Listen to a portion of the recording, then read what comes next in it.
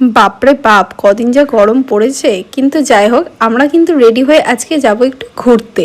আর তোমরা বলো তো, এইরকম রাস্তা দিয়ে বিকেলের দিকে ঘুরতে যেতে কার কার ভালো লাগে? আমার তো ভীষণ ভালো লাগে। আর এত সুন্দর হাওয়া দেয়।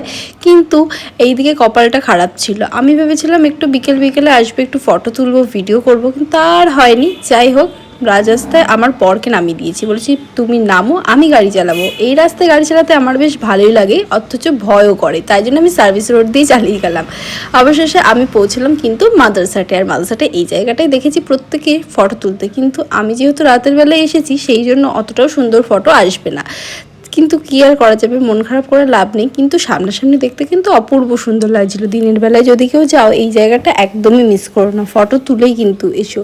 তারপরে সেখান থেকে আমরা এবার যাব ভেতরে। আর চারিদিকটা এত সুন্দর লাগছিল। আমরা যদি কৃষ্ণনগর ওই দিকে যাই, মাদ্রাসাটাই প্রেফার করি, কারণ মাদ্রাসাটির খাবার ভীষণ ভালো হয়।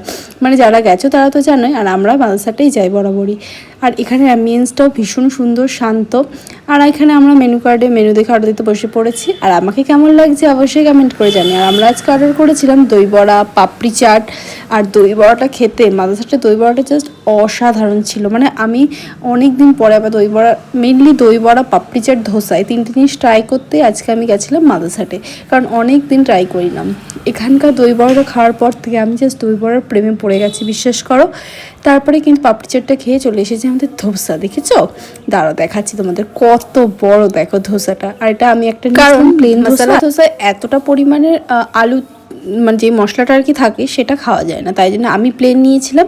কিন্তু প্লেনের সাথে খেতে বেশি টেস্ট লাগলো। কিন্তু আমাদের কপালটা এতটাই খারাপ, এর আগের দিন মায়াপুরে গেছিলাম, তখনও ভিজে ভিজে বাড়ি আসতে হয়েছে, এবং আজকেও কৃষ্ণনগরে এসেছি, আজকেও মনে হচ্ছে ভিজে ভিজেই বাড়ি যেতে হবে। এত জোরে বৃষ্টি হচ্ছে, সাথে কিন্তু বিদ্যুৎটাও চমকাচ্ছে। সত্যি মনটা একটু খারাপ হয়ে গেছিলো। ভাবলাম একটু ভালোভাবে যাবো, শান্তিপুর গিয়ে একটু ঘুরবো, কিন্তু সেটা তো আর হলো না, কারণ এত জোরে বৃষ্টি পড়ছে, পুরো ভেতরে জল ফল ঢুকে গেছে, এক অবস্থা। ভীষণ জোরে বৃষ্টি পড়ছিল। আমরা তো প্রায় 1 ঘন্টা ধরে ওয়েট করছিলাম। এখানে দেখাও, তোমাদের দেখাচ্ছে, দেখতে পাচ্ছ বাইরে কি বৃষ্টিটাই না হচ্ছে, জাস্ট দেখো। কিন্তু বেশ ভালোও লাগছিল। অনেকক্ষণ আমরা ভেতরে থাকার পর আর ভালো লাগছিল না, তাই জন্য একটু বাইরে গিয়েই বসলাম। দেখো কি পরিমাণে বৃষ্টি পড়ছে। প্রায় 1 ঘন্টা আমরা ওয়েট করেছি যে বৃষ্টি কমবে, বৃষ্টি কমবে। দেখো বিদ্যুৎও কেমনভাবে চমকাচ্ছে, ভয়ও লাগে এই বিদ্যুৎ চমকালে, মানে রাস্তা দিয়ে যেতে, ফাঁকা রাস্তায়। তার মধ্যে আমরা হেলমেটটা নিয়ে এসেছি, হেলমেট অন্যদিন ভেতরে নিয়ে যায়। আর সেদিনকে হেলমেটটা এমনভাবে রেখেছি, তার মধ্যে হেলমেটটা পুরো ভিজে গেছে। যাই হোক, কিছু করার নেই। কিন্তু অনেকক্ষণ ওয়েট করার পরে এবার তো বাড়ি যেতেই হবে, তাই ভাবলাম যে থাক, চলো ভিজে ভিজেই চলে যাই, কিছু আর করার নেই। কী আর করা যাবে। জাস্ট তোমরাও দেখো, ওয়েদারটা বেশ ভালোই ছিল, কিন্তু ওই ভিজে ভিজে যেতে না একদম ভালো লাগে না। এমনি গলার অবস্থা খুব খারাপ, বুঝতেই পারছো। আর তার মধ্যে আগের দিন ভিজেছি পুরো।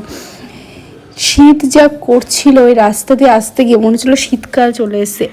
তারপরে আমরা যেই রাস্তায় বেরোলাম, দেখলাম অতটাও বৃষ্টি পড়ছে না, ওই দিকটায় বেশি জোরে জোরে বৃষ্টি পড়ছিল। একটু ভিজতে ভিজতে ফিল নিতে নিতে বাড়ি চলে আসলাম, কারণ আমার না এইরকম ওয়েদারে গাড়ি চালিয়ে যেতে খুব ভালো লাগে। কিন্তু প্রচণ্ড শীত করছিল, বিশ্বাস করো।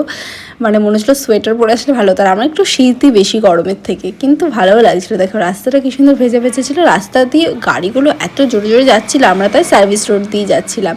তাহলে আমার ভিডিওটা তোমার কেমন লাগলো অবশ্যই কমেন্ট করে জানিও। তোমরা যারা কৃষ্ণনগরে আসবে মনে করছে, অবশ্যই একবার কিন্তু মাদ্রাসাটে ভিজিট করো। ওখানকার খাবারগুলো কিন্তু ভীষণই টেস্টি হয়।